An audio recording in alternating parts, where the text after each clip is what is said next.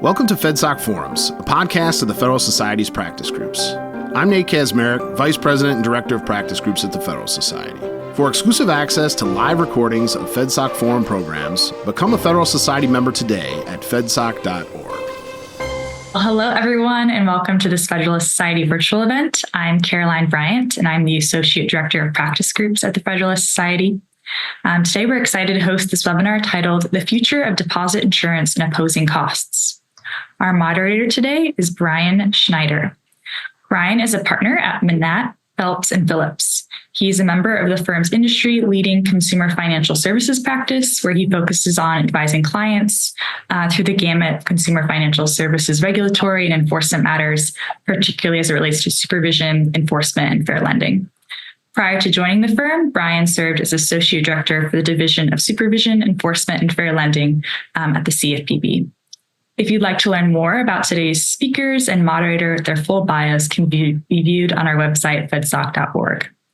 After our panel gives their presentation, we will turn to you, the audience, for questions. If you have a question, please enter into the Q&A function at the bottom of your Zoom window, and we will do our best to answer as many as we can.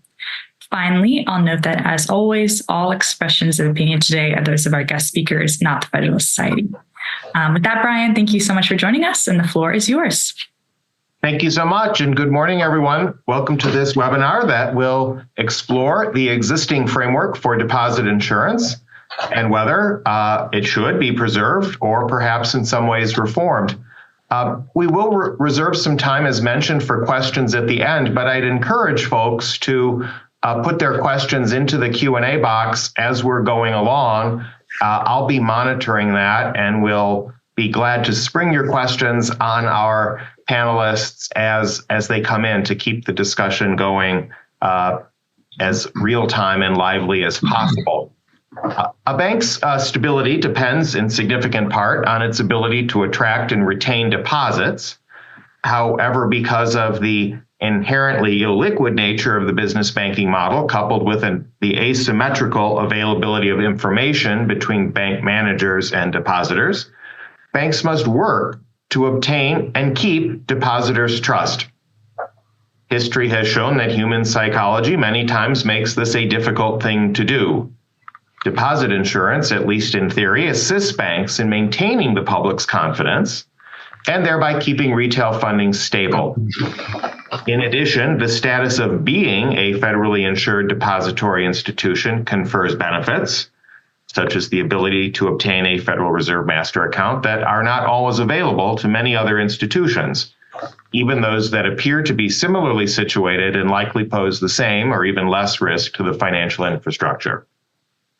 I suspect that to many Americans, deposit insurance is understood to be a phenomenon of the federal government exclusively, but the feds are actually a little bit late to the game. Indeed, state-based and private deposit insurance regimes existed as long ago as the early 19th century, well before the creation of the Federal Deposit Insurance Corporation in 1933.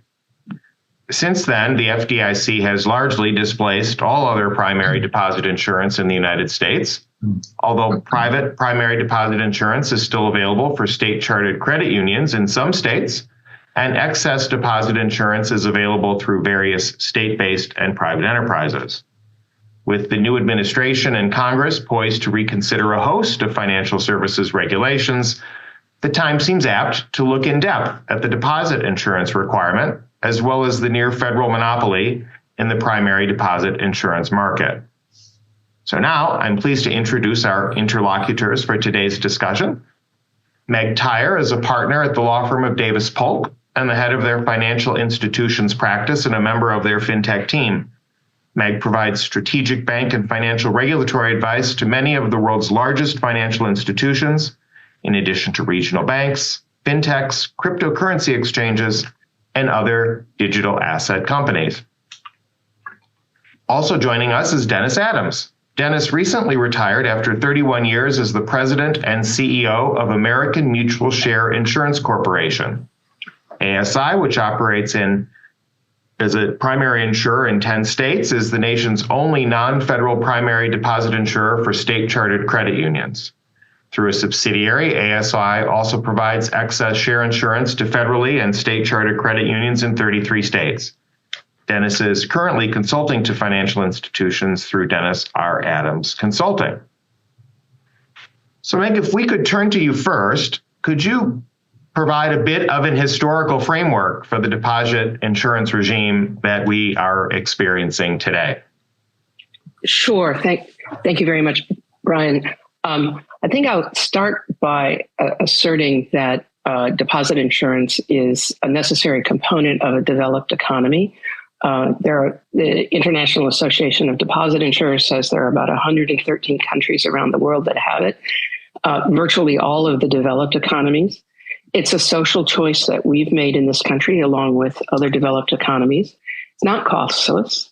It's a trade-off like all social policies, in the sense that the decision has been made that the cost of bank runs to the economy and the banking sector and to individuals is too high. Therefore, an insurance system is needed.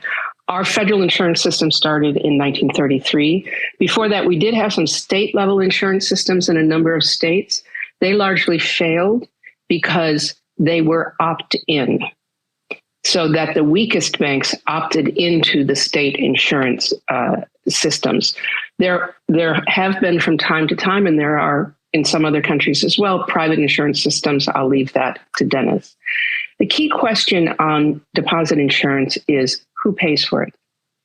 And the answer is that directly the banking sector itself pays for it. The banking sector pays insurance premiums into the deposit insurance fund. The deposit insurance fund then pays up to the deposit insurance limit when a bank fails.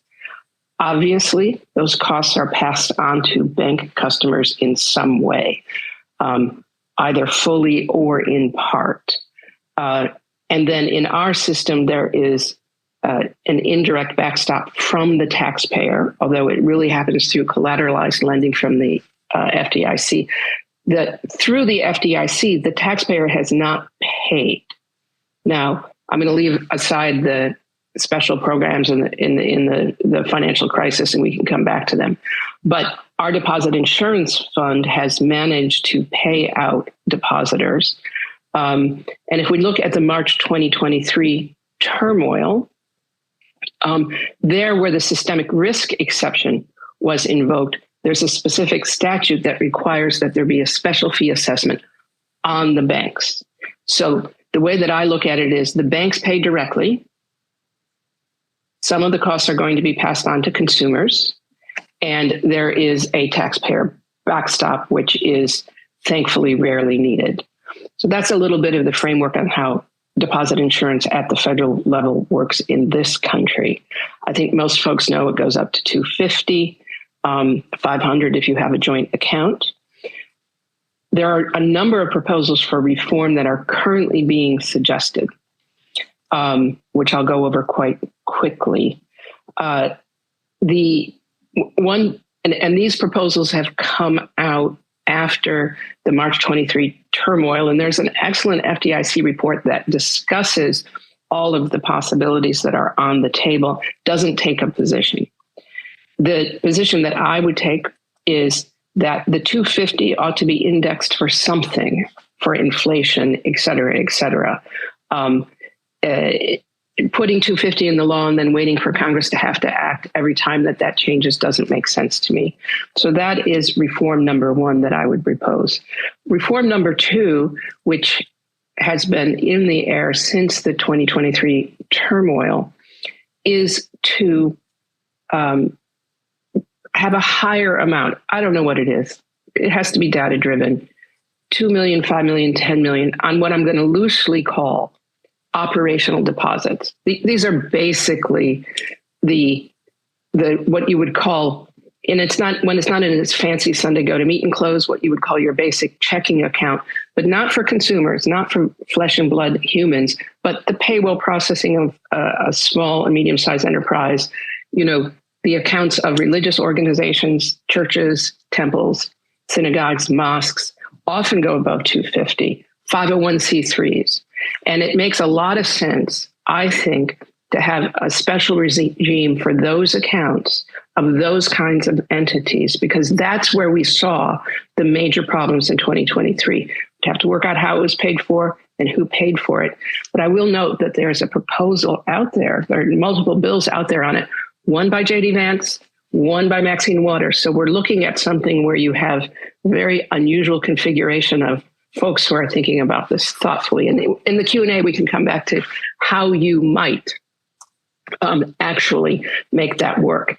And then I'll close by noting that we did have this temporary program during the financial crisis that worked pretty well, that for a limited period of time permitted the FDIC to push a button and during a moment of crisis have unlimited deposit insurance, and then unpush the button and have it go away. I'm not for unlimited deposit insurance for a number of reasons. Maybe the FDIC kept that on too long, but Congress in its wisdom took that power away from the FDIC with the Dodd-Frank Act. It brought it back silently for a limited period of time during COVID where it was never used. But this idea that you have a special button that you can push in stressed times with special fees is, I think, an interesting idea not to forget about. And let me just close there and turn it over to Dennis. Yeah, Dennis, if you could maybe share a comparable history from your perspective of the private insurance market that you are familiar with. Thank you, Bryan, and Meg, thank you very much for the information. That was very valuable. And I was kind of giggling, thinking about all the law changes that went through during my tenure and all the things that changed. And I can remember when they had the deposit insurance index based on inflation, and the first year or two after they didn't adjust it. I said, why aren't they adjusting it? Because we were in a situation where we benchmarked ours off of the federal. Quick background, if I may. I'm a CPA, CFP, and with an MBA in finance. And over the years, I had the opportunity to teach adjunct for about 17 years to graduate students. So I've talked a lot about finance, from investing to banking, et cetera. And in 2022, I retired from American Share Insurance after 31 years as CEO and 4 before that as a senior VP of risk management. And I'd like to make it very clear that none of my positions today reflect that of ASI. Currently, I'm not employed by ASI, nor do I consult with ASI. So please let you know this is based on just my background, my experience of running the company through many, many different cycles. And those cycles were numerous, from the S&L crisis when I first joined the company and developing risk management systems to make sure our program, American Share Insurance, did face calamities or charges that would make it insolvent or unable to function. The FISLIC collapse of the late 80s, in Rhode Island, there was a private insurance program in 1990. The year I became CEO, I was told it was failing, ended up costing the state. So some of the things Meg talked about are very, very, very documented. The development of FDIC, which brought in regulation at the federal level over our state programs such as ASI. Y2K, you're going to have cash at the door, aren't you? The Great Recession, oh my gosh, how come my house is worth half of what it was before? And all the issues that related to that. And then subsequently, living on a fixed income portfolio, as does NCUA, our counterpart, and much of the FDIC, I'm sure, when you deal with Treasury and government bonds, the fixed income yields from 2011 to 2022 were devastating. So it made earnings situations very complicated, and it also forced what we called special assessment premiums. And I think FDIC, NCUA, we all lived through that. And the institutions that we insured funded and paid those additional incremental costs. In my time, I spent a lot of time talking to the international credit union movement. I am not in the banking industry, but the credit union industry, or was, and actually worked in developing a program in Guatemala that they implemented. And 10 years later, I was called back to figure out why it wasn't working, which was a lot of fun as well. But personally, I worked with many of the private insurers that did exist. And as a little background of that, private insurance, as Bryan and Meg have inferred, existed before the Civil War, after the Civil War, up to the Great Depression. And ironically, one of the few funds that did very well was Ohio. So I'm proud of that. But it went away in the teens of of the 1900s. And in the Great Depression, the byproduct was FDIC, federal insurance, to comfort the runs, minimize the runs on banking, because it was a definite crisis to deal with, and the government dealt with it. What I would like to emphasize is private deposit insurance for credit unions, or federal deposit insurance for credit unions, never even took place until 1971 at the federal level, with the introduction of the National Credit Union Share Insurance Fund as administered by the National Credit Administration. I would like to highlight, though, in 1957, in the state that Bryan hails from, it was the first private deposit insurance program for credit unions, or at federal or state level, but it was a state program. And it didn't last a lot of years, but it did function. And in Massachusetts, joined in 1961 and continued to survive through even the worst of times in the early 2000s, before it reverted to just excess deposit insurance. The NCUA came into play in 71. And between 1970 and 2000, there were numerous private funds, at one time as many as 21 private funds for credit unions, but it basically narrowed down to about 10 of which I interacted with over the years in different means and ways, trying to make it unified. They had a pretty good foothold on the state chartered aspect of credit unions, because private programs could only insure state-chartered credit unions, not federally regulated credit unions. Those were strictly NCUA's responsibility and priority. Today, ASI is the sole provider. In the late 80s through as late as early 2000s, I observed many of those programs go out of business as state regulators changed their mind about having the option, or the program thought it was better for their members to be federally insured, or the impulse was everybody wants to be federally insured. Our members didn't do that to us, but it happened in a number of the private programs, and by the early 2000s, ASI was the sole provider, currently operating in 10 states across the country from west to east, rather dispersed, but not all 50 states. In 1981, we created the idea, after the $100,000 kicked in on the deposit insurance level, to insure excess deposits above $100,000, later on above the $250,000 as provided by the federal program. In 1993, our company was involved in creating Excess Share Insurance Corporation, which is now a licensed provider of excess and share insurance in 33 states across the nation, is regulated by each individual state insurance agency, and it covers federally chartered as well as state chartered credit unions. So we are out there, the ESI program is out there helping state and federally chartered institutions provide above the $250,000 that is fundamental insurance. And I'm not going to go into all the details about trust, joint accounts. If you allow me that benefit, I'd appreciate it. But, we do know, and I do acknowledge, there are different means for expanding your coverage under the federal level. The thing I'd like to point out, since the dialogue is about options, I thought maybe it'd be wise to give you some of the benefits I saw attributable to private and some of the detriments. Clearly nothing is perfect, and as we all know, as Meg prefaced, that there were failures, no question about it. ASI was not one of them, and I'm proud of that fact, but it is an issue. First of all, we're a business partner to these creditors that we insure. We're not a regulator. We're not a regulator. We're an insurer. So like many mutual insurance companies, our mutual owners own the program. They elect the board. That board operates for the best interest of the insurance fund under the regulatory structure that is forced to work under, and that varies from state to state, not counting the home state of Ohio for ASI and ESI. The coverage is broader, built into the contract and the statute of the governing statute in Ohio. The $250,000 is per individual account of a member. So if a member of a credit union just had 4 savings accounts, keeping it simple again, ASI would be responsible for 4 times $250,000. Under the pure definition under federal, the savings account of one class would be up to $250,000 only. That gave the broader coverage to these individual credit unions. Over the years, and I can't speak for current years because I'm not running the company, nor am I engaged with them, but in the years and up to where I left, the equity ratio was superior to that of the NCUSIF, but I always felt we had to be superior because we were private and we didn't have the full faith and credit backing of the federal government. So your on-book equity is a very critical variable to all the state regulators that approved in the 10 states of ASI's operation. We also had very creative and flexible risk management processes that I instituted when I first started, that were matured by other leaders in that capacity over the years under my supervision, and did a great job of creating solutions that were timely. like I've told everybody, I said, I don't know what tomorrow's going to bring, but I guarantee you haven't seen it before. Good luck. And you better be creative and innovative or you might not survive it.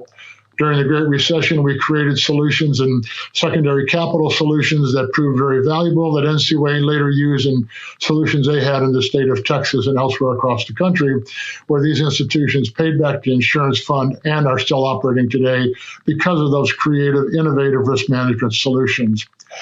We were subject to and had broad, diverse regulatory oversight.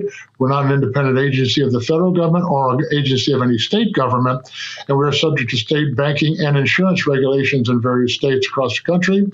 Under federal law, FDIC, the Regional Community Development Act, CFPB, which I'll let Bryan explain to me where that is today. But anyhow, CFPB has authority over the program as well. And we have a lot of requirements to provide annual regulatory exam to all these states in which we're approved. And that makes our safety, I think, somewhat assured on a very diverse solution. The NCUA does not have 50 states coming in and looking at their program. And I know that they have federal oversight and involvement, but I'm saying on a state level, that was unique. On the dark side, the challenges, how do you compete against the full faith and credit of the federal government? As we noted regarding insurance above and beyond the insurance limit, we contractually can't do that. We never were asked to do it. We didn't do it when we had situations of uninsured deposits. Those individuals absorbed those losses. There were not many cases like that, but it did occur. The economies of scale are a problem. Size is always an issue when you're running a business, and certainly being in 10 states versus 50 is not only an economy of scales issue, and when you're 2 to 4% of the industry, you're a very, very, very small player, much like Credians are only 6 or 7% of the banking industry. So everybody has their fit and where we fit. And by the way, the Credian system is doing well today, and even though the banks are significantly dominant over the Credian in the way of size. Concentration risk, when you're only in 10 states, as you know, if there's a problem in Nevada, there's a problem with the institutions. So anyhow, moving on, I'll finish up. The burden of catastrophic losses resides with the mutual members, not the federal government or state government. And regulations governing private insurance and NCUA's interface with ASI always made it difficult to get new customers or members. And that always raised concerns which we had to compete and challenge in regulatory or legislative environments. So in summary, I'll wrap up by just saying the private program can exist. It can function, but it needs proper financial structure, regulatory oversight, and leadership to survive under changing times. Under good times, it's very easy to do a lot of things. Under bad times, it's much more taxing. And I'll close with that, Bryan. I hope I didn't take too long, but thank you for the opportunity. No, well, thank you both for the, I'm sorry, Meg. Yeah, I accidentally deleted a fascinating question that came in through the chat. No, we still got it. We still got okay, it. Good. Still got it. No, you haven't done anything. We'll get to those questions. I just, in fact, here's the lead up to one of them at least is, we've chatted, and if you walked down the street and could get the attention of fellow travelers walking with you and ask them if they thought deposit insurance is a good thing or a bad thing. I've never done the study, but I think other people have. I think universally everyone would say it's a good thing. Sure, who doesn't like it? And it sort of seems like it's free because you just put your money in an insured institution and you've got insurance. But of course, there is a cost to it. Meg and Dennis, you've both alluded to that. One of the questions that came in then is, how would we measure? What's a way to measure the true cost of deposit insurance that is passed on to the consumer? And the follow-up was, would we simply compare the interest rate on FDIC insured deposits to wholesale deposit accounts right above the FDIC limit? So is there any thoughts you have from your experiences about how to think about the true cost? Dennis, is it more transparent in your case? I don't know. Meg, do you want to take that first? No, we don't know. I don't think we know. There's a lot of interesting studies out there about the Durbin interchange, and the idea was that the savings would be passed on to consumers. They weren't. We've seen a lot of studies. I don't think the differential in interest rates is the right way to do it. But my assumption is, and this is more cognitive bias than actual knowledge, that a portion of the cost is passed on to the consumer, but not the full cost. It would be really good to get some empirical data on this. Bryan, if I could add, we spent a lot of time analyzing what you would call the direct business cost. I agree with Meg. Figuring out how it affected the consumer is another question.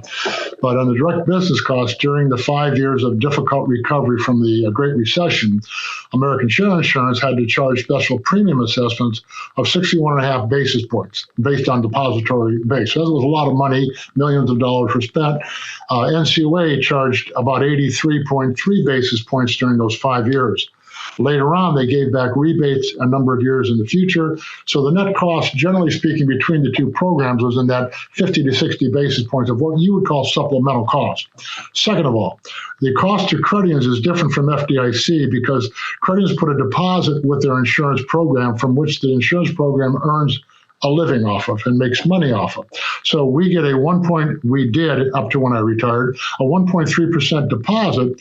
So on a $100 million share-based institution, that's $1.3 million deposit. We invest that money, make money on it to pay our overhead, claims, insurance losses, et cetera.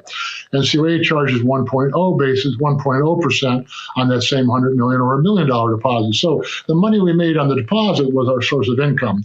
Quickly, when I made that comment about the yield compression during 09 through about 21, 22, that compression drove the cost of, they drove down the earnings of both NCUA and ASI, which is why we charge supplemental premiums in those difficult times. So the direct cost can be tangibly evaluated and calculated. And then I'm assuming the credit unions would have passed that through a reduced rate paid on deposits. That's my only comment. I don't have any analytics to support the impact on consumers, but general business practice would indicate if the cost of operating my business is up, the opportunity to give that back to the consumer has got to be reduced. Is there any reason, just to probe a little further there, there were more competitors, generally prices fall, is that whatever the cost is of deposit insurance, would the entry of additional market participants, would there be any reason to believe that would be driving that cost down? And is there any risk or concern to that, Meg? I think, my point of view is it's great that the credit unions have this private insurance, but it's a very small percentage. Dennis, I think it's 3% of all credit unions. So if there could be a viable, really workable private deposit insurance, somebody clever would have created it. And what we see is small minor auxiliary programs. And I think, this does go to the point about, a couple of things in the questions. Does 2023 tell us that we're going to have more deposit runs by corporate treasurers because they could do it this way? Yes. The lesson from 2023 is we are at more risk of deposit runs now than we ever have been. And the recent Stephen Kelly paper is really great. Don't think that it was just networked depositors in Silicon Valley that are techies. I just think that all small and medium-sized enterprises, 501c3s, religious entities, if they're not at a super large bank, they're really concerned. And if we want in this country to have a banking sector where we have mid-sized and regional banks for a large, complex economy, we're going to have to do some kind of deposit insurance reform. And we are in a period of increased danger since 2023. A comment on that, if I may, Meg, you're absolutely right regarding the presence, the factor, a portion of the industry, and also the very fact that credit unions are a small portion of the whole banking industry. However, prior to the challenges... and sorry, Dennis, just to make this point, and your insurance program is an even smaller, tiny percentage of the credit union sector. That's correct. I'm not disagreeing with you. No, I'm not here to disagree. What I'd like to point out, though, is this. Prior to the calamities that drove a lot of challenges from 85 on, early 80s on, there were a number of programs representing about 25% of the credit unions were privately insured. And now we're down to the small percentage you've indicated that ASI maintains. And I do believe that if we had a network of every state, not just the maybe 25 or 30 states that had it at that time, when I was practicing or running the institution, there were a number of states that just weren't permissible. You can't have non-federal. Half of the states or more were saying that you can't have it. The other half said you could, but then half of them approved it. So getting through the state regulatory network is very challenging. So if it's individual states like all other insurance companies are currently licensed by state, then that becomes a difficult challenge, but a possible challenge, as long as you have a good financial system structure. And we had a group of 10 programs that tried to put together, just so you know, a plan where they would guarantee and protect each other. That never got off the ground because of individual attitudes about, you're not coming into my state and you're not going to cross my line. And it became a problem because we worked hard in the late 80s trying to put the 10 funds together, get reinsurance and other programs that would make it more viable. And it was very difficult. But if that could be revisited and there was enough demand for states' rights, it is a possible solution at a national level, but it's going to take state laws or a major federal law. I mean, it's interesting. It's an interesting idea to explore. I will note that what's happened in the meantime is where the private sector has gone is IntraFi, which, that's used to be Promontory Network, and also the system of reciprocal deposits, and then your corporate treasurer can sweep into money market funds overnight. So there are other private sector solutions for the issues of deposit insurance that have been developed since the 1980s and are being widely used. And as we look at deposit insurance and deposit insurance reform, we have to acknowledge the existence of those systems as well. Yeah, and I think when I met with and worked with Promontory, they were an excess deposit insurance concept at the time, right? Correct? They're not a first dollar coverage. I think what they do is they divide it into chunks of $250 or less.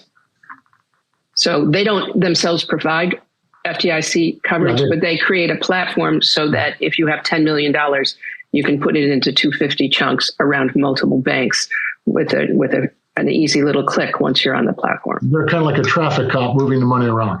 You're correct. I apologize. It's been a few years since I worked with them. And it is what it is. There's an interesting question which we discussed in our prep section. If I could, Meg, real quick, we viewed them as a broker. They were brokering the deposits. Correct. My moral hazard. So there's a question about, does deposit insurance create moral hazard? And I think I'll start here, Dennis, and I know you'll want to jump in. I think the answer is yes, but that's okay. In other words, all social policies have a social trade-off. If the moral hazard here is that your everyday depositor, whether a consumer or small or medium size or even the treasurer of a Fortune 50, will not be monitoring the deposits in the bank. My point of view is we've got about 800 years of history that shows us that depositors are terrible monitors. They don't do it well. They can't do it well. It's different if you're thinking about moral hazard between bank management going into riskier behaviors because they think that they're insured. And I'm not sure that agency problem exists, but we have to ask ourselves, moral hazard by whom, with whom, and then is this a moral hazard that is appropriate with social trade-offs? And my point of view is that when it comes to deposit insurance, the social policy trade-off and the costs make this an appropriate moral hazard at the depositor level, particularly in light of the vast history showing us depositors can't monitor. Well, I won't disagree with you that I doubt that the consumer is monitoring. Some of the institutional organizations are monitoring closely every investment, let alone their deposits. But on the consumer side, that lack of knowledge is what's so critical about, I think, about the full faith and credit concept. That gives them that comfort that this is protected even if the management team mismanages or this institution, my institution, fails to operate. I would go beyond that, right? So look, your Fortune 50 or large company treasurer better be sweeping into money market funds or into treasuries every night. And he's got the platform and the digital tools to do that. Yeah. But what about, the church around the corner who has 30 employees? What about, a 501c3? What about the local the local contractor who does a cleaning service? They're going to be above 350 as they go towards hitting payroll. I don't think that these small and medium-sized enterprises can be, they're more like a consumer, even though they're a business or some other kind of entity, than they are like a Fortune 50 treasurer. No, I agree with you. And I understand where you're going with that based on what has occurred in the last couple of years or occurred a few years back. And we also looked at that too. And I want to take a little different perspective if I may move off the consumer for a second. But as an insurance program, we looked down and said, hey, is this institution that we're insuring, are they operating sufficiently and effectively? And we looked at the moral hazard of trusting management with our insurance fund. And I think that the feds, I'm not sure the federal program looked at it exactly that way, but we did. But that's a fair way, yeah. Yeah, we just sat there and said, how can we trust Frank or Mary Jo to run this institution that's hundreds of millions or billions of dollars? And that's why I said earlier on, proper risk management and risk assessment is critical. Brokering a deposit is one thing, but getting in there and ensuring that it's going to be there to some individual or entity. And by the way, the other thing, Meg, I want to point out, as I was retiring and moving towards retirement, the drift in the credit space to more commercial activity was growing. And those commercial activities were not multi-billion-dollar companies. They were small local businesses. That could be real estate owners. It could be painting companies or service companies. And they have $400,000, $500,000, $2 million on deposit. They're entrusting that credit union, that financial institution we insured, to handle those funds properly. So we viewed moral hazard as the biggest risk facing deposit insurance, as well as the consumer. And just, Dennis, to get the different moral hazard strains. So the moral hazard you're talking about there was you as this insurance. It's the management agency problem. Right. That's the moral hazard, as opposed to, is there a moral hazard on the depositor to bank's side? Yeah, what are they going to say or do to cause us a major problem? Right. The other thing, too, that you need to think about when you deal with, and I saw this firsthand, is adverse selection. So, yes. For example, if an institution that ASI would insure say, hey, I don't want to be here anymore, they have the right for their members to vote, and I apologize, for the board to make a business decision. That's like property insurance or whatever it is, we're going to switch. On the federal program, the rules are much more strict. They require 20% of the membership vote, and then a simple majority approve that change. Every vote that we worked on was successful, but it takes a lot of work to get someone to go from the federal insurance to the private versus the private to the federal. That's an imbalance that causes, I think, a major problem. But what always worried me in the private sector, what happens in a catastrophic event like the Great Recession, and we have a big loss at ASI, well, all the other healthies leave the program, then only the sickly reside in the program. That's a major challenge to the insurance program. That's why. That's what happened with the state, with the few state level programs in the run up to the banking crisis of 1933, and that is why ultimately the state level programs didn't work, because of the adverse selection problem. Adverse selection is a major challenge. It would be the same as if credit unions were given the right to go to FDIC under the new government administration. That could cause a problem on the NCUA fund, which is a federal fund, if credit unions went over to become banks. Example. Not that I'm suggesting they are, but there's an awful lot going on currently that leaves one to wonder where everything's going to end up. But why would that be a problem to combine the credit union and the bank insurance funds? Well, FSLIC was combined. Yeah, the adverse selection situation resolves itself in, are the final ones to leave the program healthy enough to go to the new program? That's really how we viewed adverse selection. It's a concept. In other words, if all the healthy ones went over to FDIC due to a federal law, would NCUA be sitting there trying to settle and close out X number of credit unions that did not qualify under FDIC's underwriting? Doesn't mean that FDIC is going to underwrite everything NCUA shows them. I'm not saying they won't, but it doesn't mean necessarily they have to. Unless the law would say that. A law change would say that, Bryan. Just a thought. Right. Is there, I'm sure this is not the formal sense of moral hazard, but does the presence of deposit insurance and the existence of deposit insurance, what effect does that have on regulators? I'm not sure, many lessons to be drawn from 2023. Some have said it was not exactly financial services regulators moment in the sun to really shine and show that they were doing what they should be doing, and then in step the deposit insurance to make all the problems go away, so to speak, or at least seemingly go away. Is there, any thoughts on that? Is it, does it displace, does it displace the need for any other regulation? I don't know. It's just a thought that I had in terms of kind of, Meg, on, what are some of the lessons to take from 2023, which is our most recent real experience with a potential deposit insurance crisis? Sure. Bank examination, which we call supervision or visitorial powers, has really existed for a couple of centuries. And the original thesis behind it was the need to prevent deposit runs. When we moved to federal deposit insurance in 1933, then the reason, I think, the key policy reason behind supervision is the protection of the deposit insurance fund, the taxpayer backstop. So having, supervisory staff focused on major financial risks, underwriting standards, credit risk, interest risk, market risk, makes a lot of sense for the protection of the deposit insurance fund. We call that safety and soundness when it's writ large. So I am not certain that you can do this kind of on-off switch of whether you have deposit insurance or not, and that obviates the need for regulations. I think the need for what I'll call smart, efficient regulations that permit the banking and credit union sectors to support a growing economy is a larger question than deposit insurance.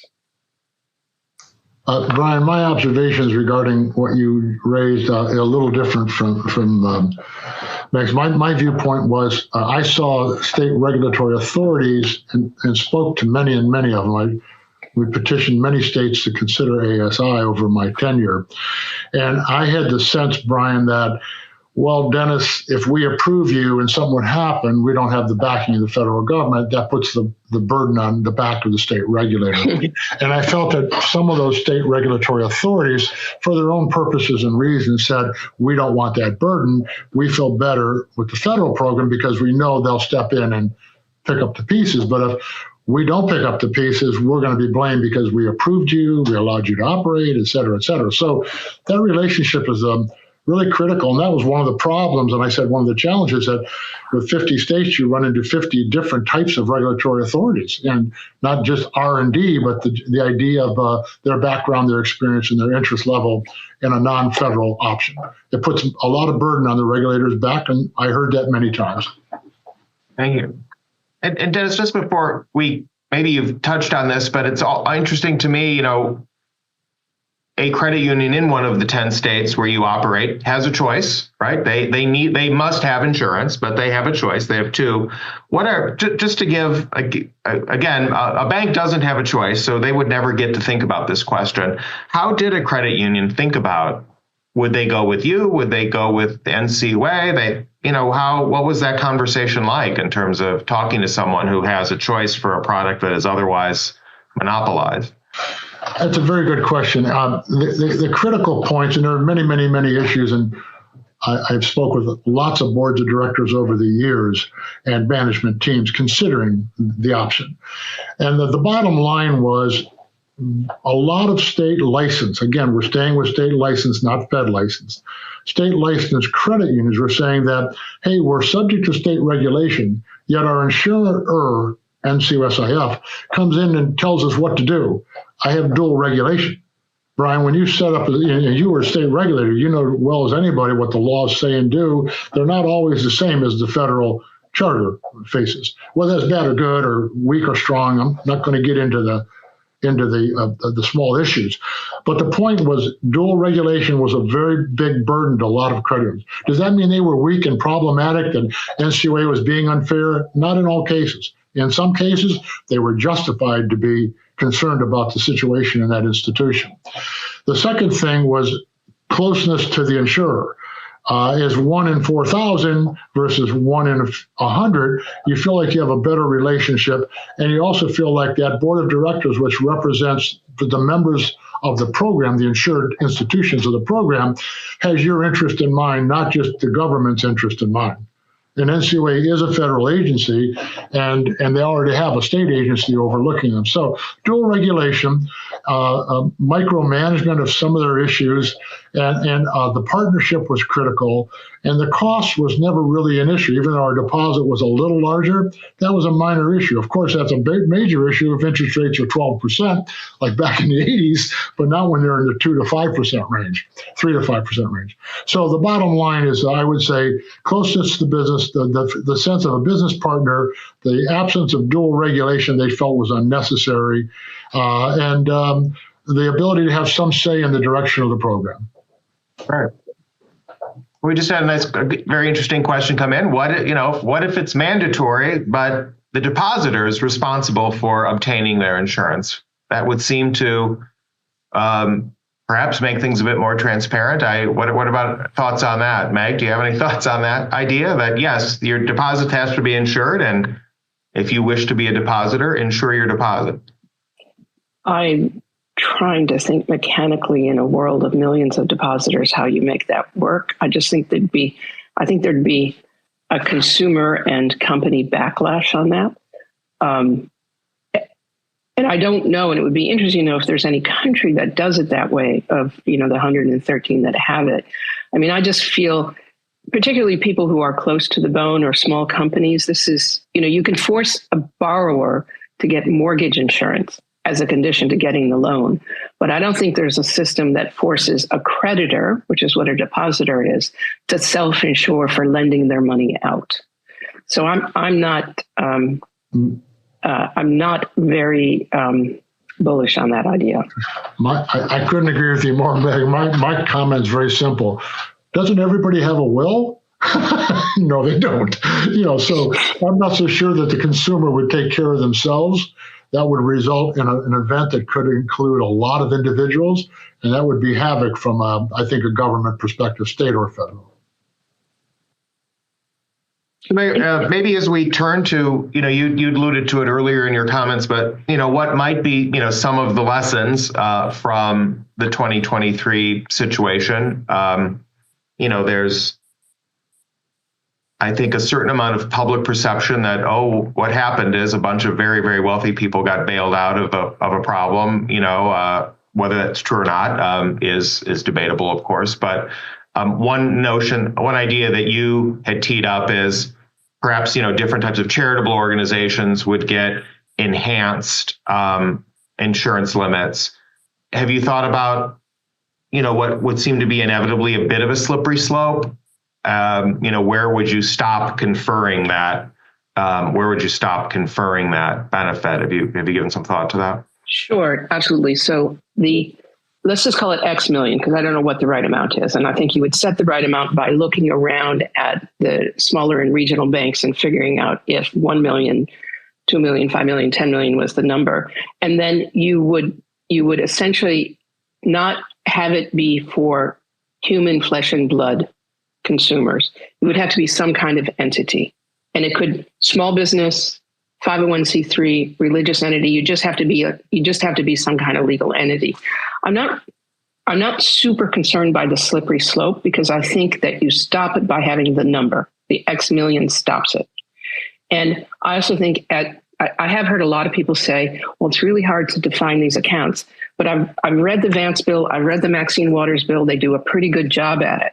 And the additional thing that I would add, because the FDIC, when it comes in, needs record keeping, is if you're going to be one of these, I'm going to call it operational accounts, because I think it's broader than payroll. But if you're going to be one of these, business entity, charitable entity operational accounts, then when you sign the deposit papers, it has to be specifically tagged as that kind of account. And then in the tech system, in the computer system, up front with the live bank, it has to have the special little marker on it that says this is an operational deposit account, so that if the institution does fail, if the bank does fail, the FDIC already has the record keeping.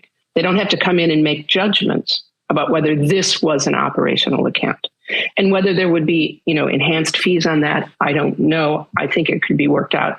But I'm not at all convinced by the slippery slope for a couple of reasons. One is you have the number. The other is, to go back to what you were saying before, the reality is in this country, in bank resolutions, something over I can't remember the exact number, 94, 97% of the time, uninsured depositors are protected. They're protected because most bank failures are a straight out purchase and assumption where all of the deposits go to the new and stronger bank. And I would resist calling that a bailout for a number of reasons. One is that I think it's really different from the bailout in the financial crisis. Who won there? Who got bailed out? It was the bondholders. And we've spent 10 years revising the expectations in the bond markets that next time the bondholders will be clipped. And certainly that is what happened in Credit Suisse. So yes, sometimes uninsured are protected, but I'm not sure that that's just a number of rich guys. I think that's the local religious entity, it's the 501c3, it's the small and medium-sized corporation. And the reason the systemic risk exception, which again, the banking sector paid for that, was invoked was because of the social problems of payroll processing. If I may add a little bit too, if it's okay, the ESI excess insurance, Bryan, that we talked about in the opening comments, they provide up to $5 million above the $250 in most of the states. I can't attest if it's every state. I apologize for that. I've been removed a little bit. And that's very valuable because the individual who makes that deposit, the operating account, the business accounts that Megan, you have talked about, is aware of that fact, of that coverage. Every month that organization submits a listing of all the accounts that are subject to that coverage, and ESI has to provide coverage to that individual. Should day two, the credit union fail, we might have that obligation of that balance as what it was at the period end. So the excess insurance is helpful, and having it as a marketing tool has helped a lot of credit unions. And lastly, I'll agree with Meg on most institutions are merged, not liquidated. So when you're merged, the insurance program steps in if there's a cost involved. And don't forget, the insurance program navigating the merger has the ability to work with the value of the assets being transferred. So you have a little bit of a negotiating tool. It isn't necessarily a total loss on the uninsured depository base. So the real key is you have to try your very best to avoid the unexpected crises, not the developing weaknesses. That's what the insurance programs are all about. That's what goes back to what I said earlier about good risk management and business innovative practices to navigate or encourage, promote, push, support, regulate towards a merger that minimizes the cost of the fund, eliminates the public distress that a liquidation causes, and also guarantees those consumers are protected above the 250. And I think we should, there's two questions to think about here. One is, always we have to go back to what kind of banking sector do we need as a country, and particularly in light of the economic changes that we're going to be going through in the next few years. Do we want to be like France or Canada with 6 large banks that dominate? Do we want to encourage the continued existence and consolidation of a mid-size and regional banking sectors so that they become stronger and stronger competitors? Do we want to still have community banks?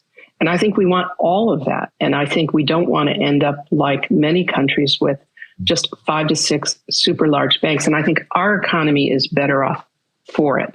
So if we're going to do that, then we have got to find a way, at least for the next, generational moment, to encourage the small and medium-sized enterprise with a $5 million deposit to be at a regional bank, to be at a community bank. Otherwise, depositors, and we see this now, when they perceived that there was danger, they fled. The other thing is that I think we need to, realizing this is the Federalist Society, and I'm somebody who is more on the free market side. And so people say, well, it's a monopoly, it's government, it's too much government, private is better. Normally, I would agree with almost all of that, but there are some exceptions. And deposit insurance as a social good, in my mind, is an exception to the way that we ought to be thinking about it. And we've got a lot of history that shows us that when you don't have deposit insurance, the costs to society and individuals and the economy is too large. We did just have an interesting question come up. I don't know if anyone's familiar with the study referenced by Professors Hogan and Johnson in 2016 by the Independent Institute that argues that the banking system would be better off without insurance because empirical studies show that it actually increases the risk of financial crisis. Just thought in our last minute. I've never heard of that, but I think that's nuts. Okay. I will be very happy to go look at the article and read it, but I would, there were 12 countries that had deposit insurance in 1974. There's 113 now. I suspect that that's going to be a highly theoretical argument. I live in a world of practical reality. But I'm happy to go take a look at it and be convinced otherwise. And I'd like to make a comment, if I could, Bryan, pivoting back to the earlier statement before this one, and that is the smaller institutions such as credit unions do play a vital role in the banking sector, as you've indicated about how do we keep the number of institutions elevated, or do we end up with 4 or 5 major banks, 4 or 5 major credit unions?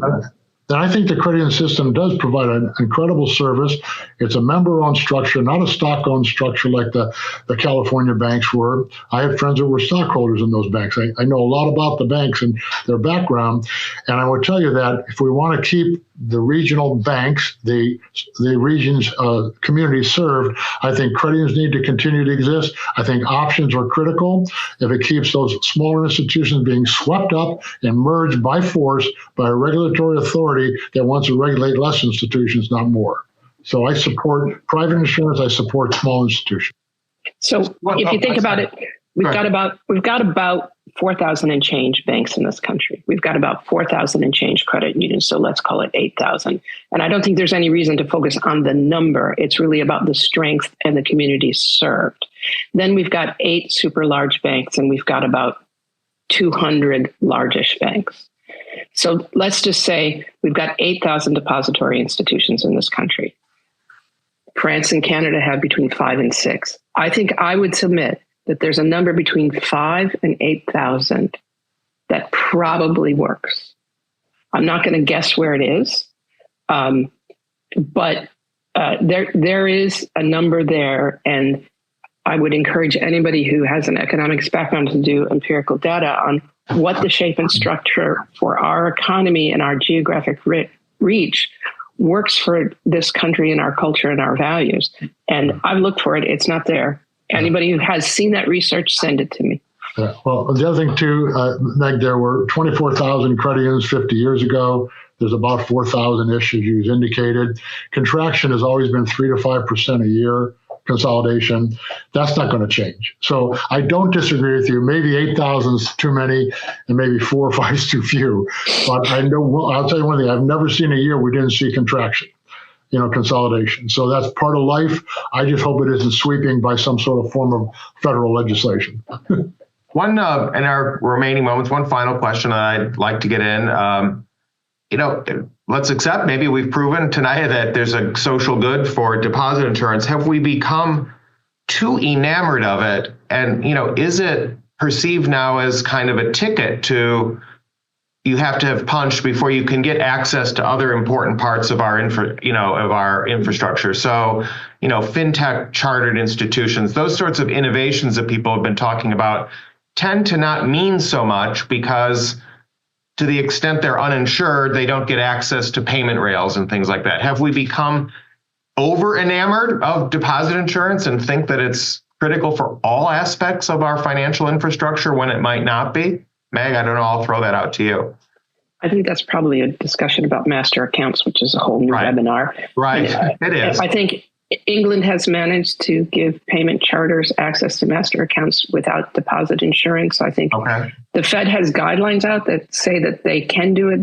They've certainly done it for Numistra recently. The question of, and there are others that they've refused and they're litigating, where that's going to go is fascinating. But as I recall, the statute, it only requires that you be eligible for deposit insurance, not that you have it. Okay. All right. Well, we're coming up pretty close to an hour. Carolyn, I'm trying to check. I think we've addressed all the questions that came into our queue. So thank you, everyone, for the questions, and thank you, panelists, for your thoughtful answers. I guess I'll turn it back to you for concluding comments. Great. Thank you so much, Bryan. And I just want to echo you and say on behalf of the Federalist Society, I want to thank our panelists for the benefit of their time and expertise today. Thank you also to the audience members who joined us. We greatly appreciate your participation. Check out our website, fedsoc.org, or follow us on all major social media platforms at FedSoc to stay up to date with announcements and upcoming webinars. Thank you once more for tuning in. And with that, we are adjourned. Thank you for listening to this episode of FedSoc Forums, a podcast of the Federalist Society's practice groups. For more information about the Federalist Society, the practice groups, and to become a Federalist Society member, please visit our website at fedsoc.org.